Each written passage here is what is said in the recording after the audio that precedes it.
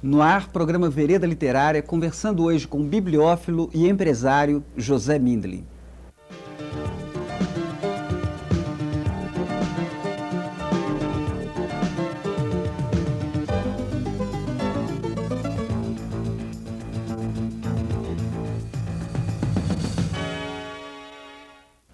José Mindlin nasceu em São Paulo, formou-se em Direito pela USP, foi redator do jornal O Estado de São Paulo, sendo hoje presidente do conselho editorial da empresa. Foi um dos fundadores da Metal Leve S.A. De interesses muito diversificados, tanto no campo cultural quanto da economia, da política não partidária, da ciência e da vida empresarial, vem atuando há muito em todos esses setores, com isso fazendo parte de numerosos conselhos e entidades no Brasil e no exterior. Recebeu o título de doutor honoris causa em letras da Brown University nos Estados Unidos. José Mindlin é autor da obra Uma Vida Entre Livros, Reencontros com o Tempo, e lançou em 1998 o CD Prazer de Poesia. Tudo bem com o senhor? Tudo bem, prazer de estar aqui, não? Prazer enorme nosso de recebê-lo aqui. Bom, o senhor fala dessa vocação para os livros que teria começado aos seus 13 anos de idade, quando adquire então a primeira raridade. Gostaria que o senhor falasse um pouco para nós dessa história. Bom, é uma história de vida inteira. A biblioteca completa este ano 72 anos de contínua garimpagem. Eu, se tivesse juízo, não compraria mais nenhum livro, mas felizmente não tenho juízo. E continua, de modo que continuo formando. Garimpando. A grande vantagem da bibliofilia é que é um prazer que não tem fim. Bom, e qual o tamanho exato aproximado hoje dessa vasta biblioteca, doutor? Olha, eu devo ter 26, 27 mil títulos catalogados, fora os periódicos, o que deve dar mais ou menos 40 mil volumes, 1,5 seria uma média razoável, porque o título pode ser um folheto e pode ser uma coleção grande. Eu, uma vez no Vaticano, visitando a biblioteca com um curador, ingenuamente fiz a mesma pergunta: qual é o tamanho da biblioteca do Vaticano? E ele me diz: olha, eu não sei, nós medimos por quilômetros.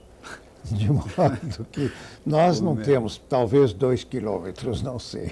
Agora, como é que é administrar essa biblioteca do ponto de vista operacional? Como funciona? Bom, eu tenho 3 pessoas trabalhando na biblioteca. A bibliotecária original, a Cristina Antunes, está conosco há 18 anos. Então, ela conhece a biblioteca, às vezes melhor do que eu, ou em todo caso, pelo menos tanto quanto eu.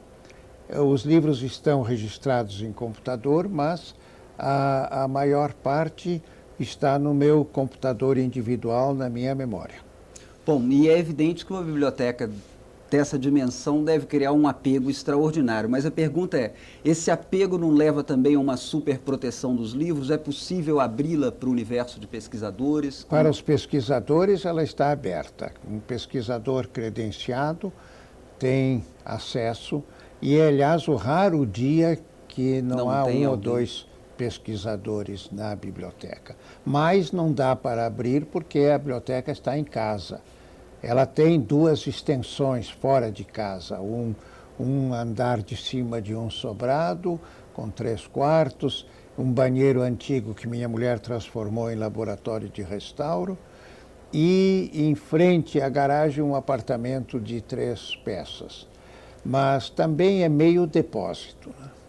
Lá as pessoas não têm acesso, e eu mesmo não vou a toda hora lá, né? Agora, na biblioteca em casa, a gente vive com os livros.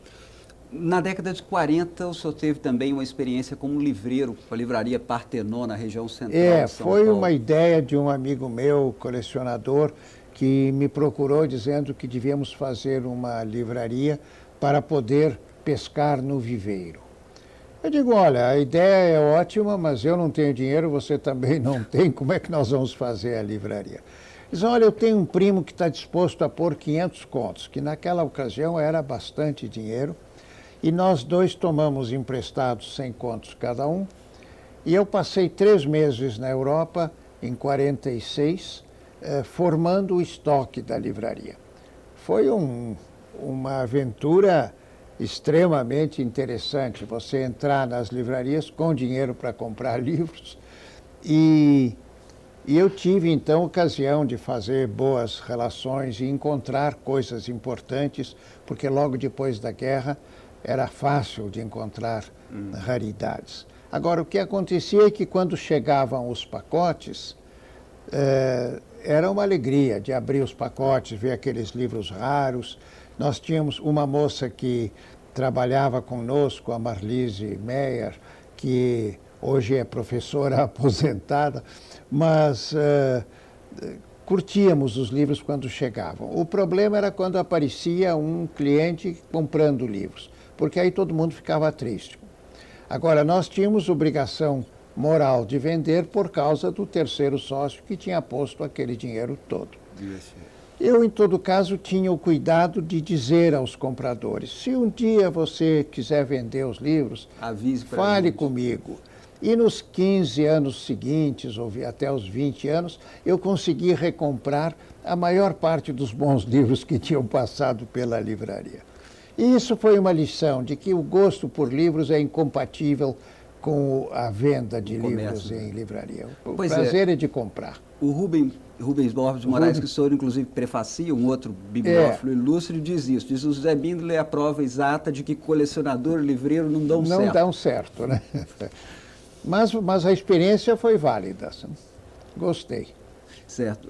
Doutor Melide, a história de sebos no Brasil, inclusive recentemente, o senhor prefacia um outro trabalho que é a cartografia sentimental de sebos. É um trabalho muito bom da Márcia Delgado, que fez pesquisa na biblioteca também.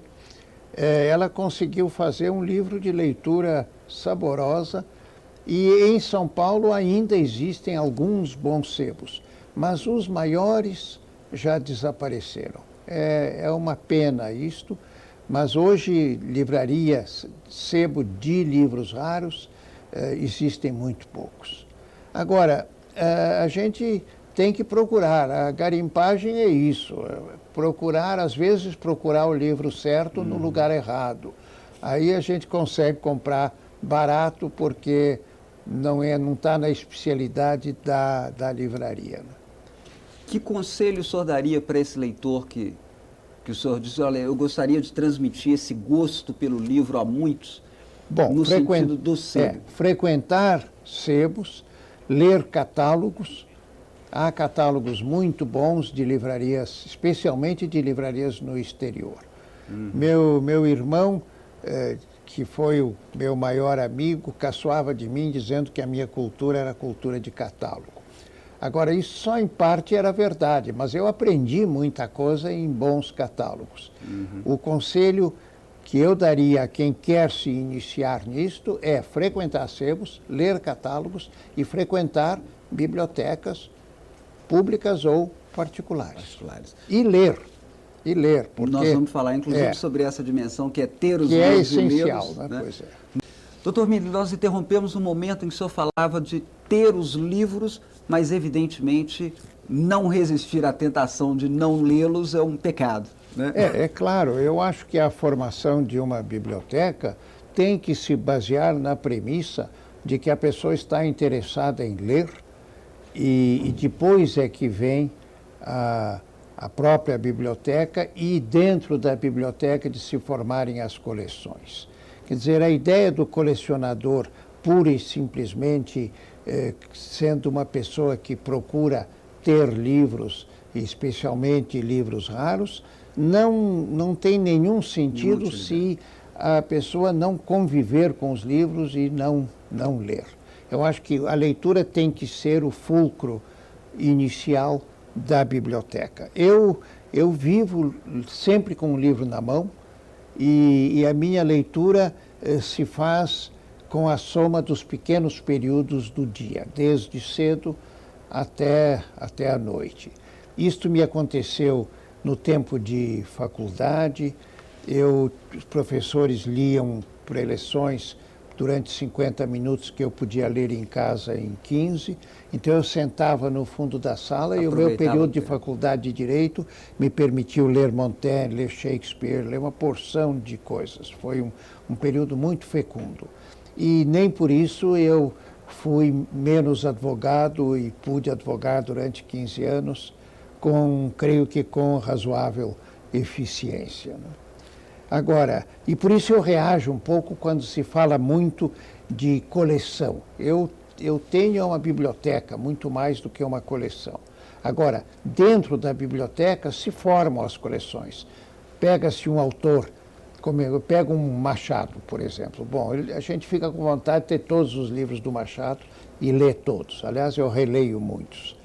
Depois você quer ter as primeiras edições, se possível, exemplares autografados. E tudo isso no tempo a gente vai conseguindo, né?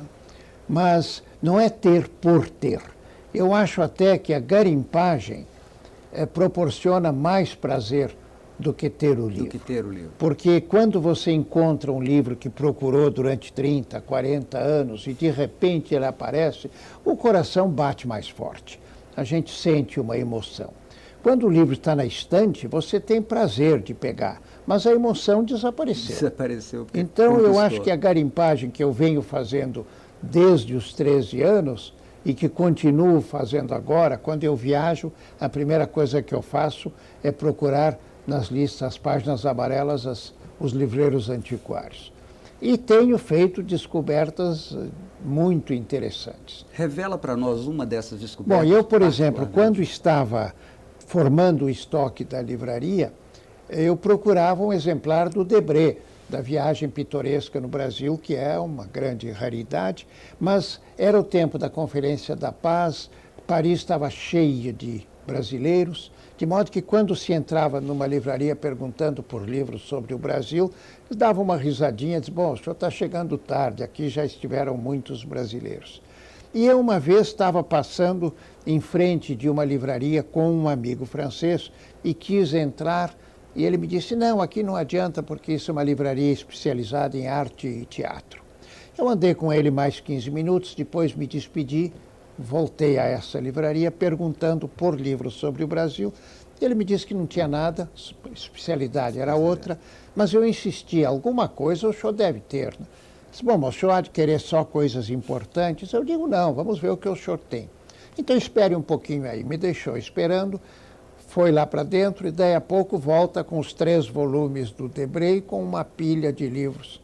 E eu estava disposto a pagar pelo Debré mais ou menos 150 mil francos.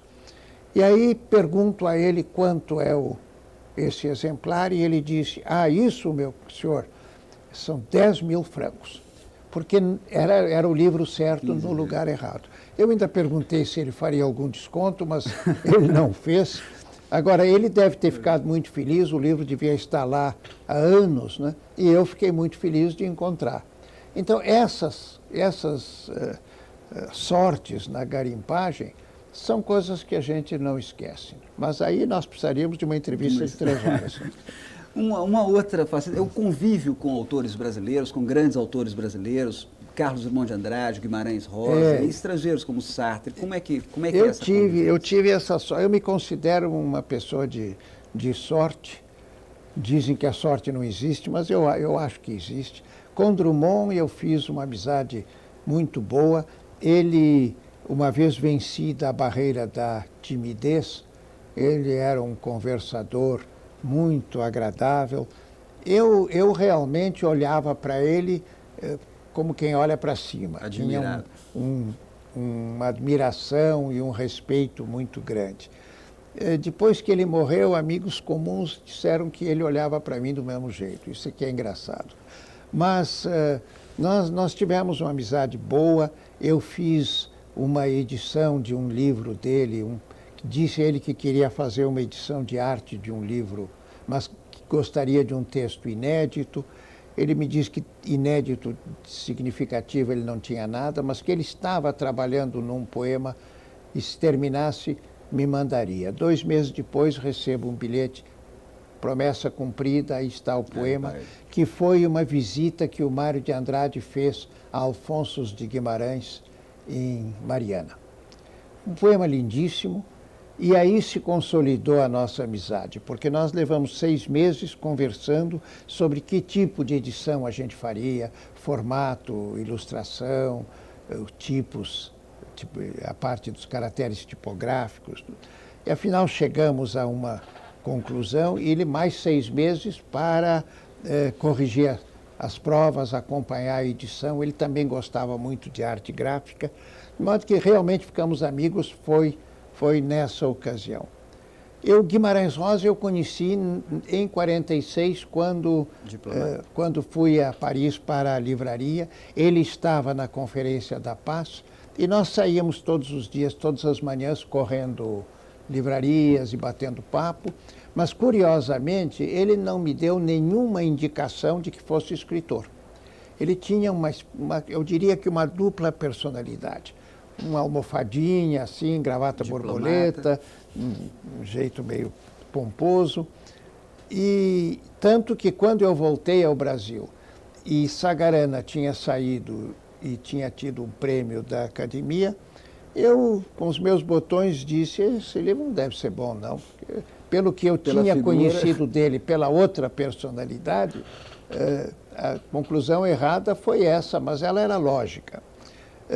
E levou 10 anos para, quando saiu Corpo de Baile e Grande Sertão, aí amigos disseram, você não pode deixar de ler, e de fato eu peguei Sagarana, li de uma assentada, li Corpo de Baile, li Grande Sertão, já reli muitas vezes, de modo que a gente vê que essas relações às vezes custam a se estabelecer, mas eu fiquei amigo de muitos. Otto Lara Rezende foi um bom amigo, é uma porção, né? Muito bem, doutor, nós vamos interromper esse bloco, mas eu gostaria de pedir que o senhor fizesse uma leitura para nós de um fragmento do poeta Carlos Drummond de Andrade. Bom, vamos ver. Olha, eu diria que eu vou ler o poema Mãos Dadas. Não serei o poeta de um mundo caduco. Também não cantarei o mundo futuro. Estou preso à vida e olho meus companheiros. Estão taciturnos, mas nutrem grandes esperanças. Entre eles, considero a enorme realidade. O presente é tão grande, não nos afastemos muito, vamos de mãos dadas. Não serei o cantor de uma mulher, de uma história, não direi os suspiros ao anoitecer, a paisagem vista da janela. Não distribuirei entorpecentes ou cartas de suicida. Não fugirei para as ilhas, nem serei raptado por serafins. O tempo é a minha matéria. O tempo presente, os homens presentes, a vida presente. Muito bem. Doutor Mini, o falecido editor Enio Silveira dizia que quando visitava uma casa, uma das primeiras perguntas que fazia para saber melhor do anfitrião era: onde é que está a sua biblioteca? A minha, na sala de entrada, ocupa uma parede de mais ou menos 8 metros do chão até o teto, né? Mas eu também tenho essa curiosidade. Quando vem alguém que eu não conheço, eu sento numa poltrona de frente para a biblioteca, ponho o visitante num sofá que tem a biblioteca à direita e eu à esquerda, e se ele passa 15 minutos conversando comigo sem olhar para a biblioteca, para mim, perdeu o interesse. Então, às vezes, a pessoa não olha por timidez, mas normalmente quem gosta de livros não resiste. Muitas vezes a pessoa entra em casa e mal me cumprimenta e vai direto para a estante. Então, é um bom teste, né? Agora, me perguntam se eu li todos os livros, e é uma coisa que eu precisaria de 300 anos para fazer, de modo que tenho que dizer que não, só leio o que posso, mas eu leio mais ou menos 8, 9 livros por mês, né? É uma gota d'água perto do que existe para ler, mas já é uma leitura significativa, né? 100 livros por ano, mais ou menos. E quanto?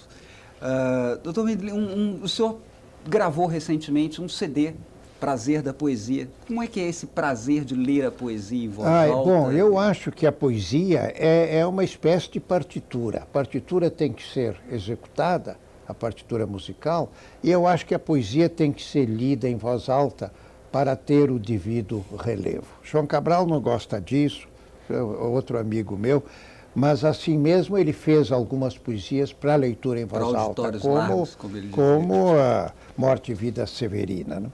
Mas eu sempre gostei de ler poesia em voz alta, com a sorte de minha mulher gostar de ouvir. Ela prefere ouvir a ler poesia. Então, o que se leu de poesia em casa não tem tamanho, né?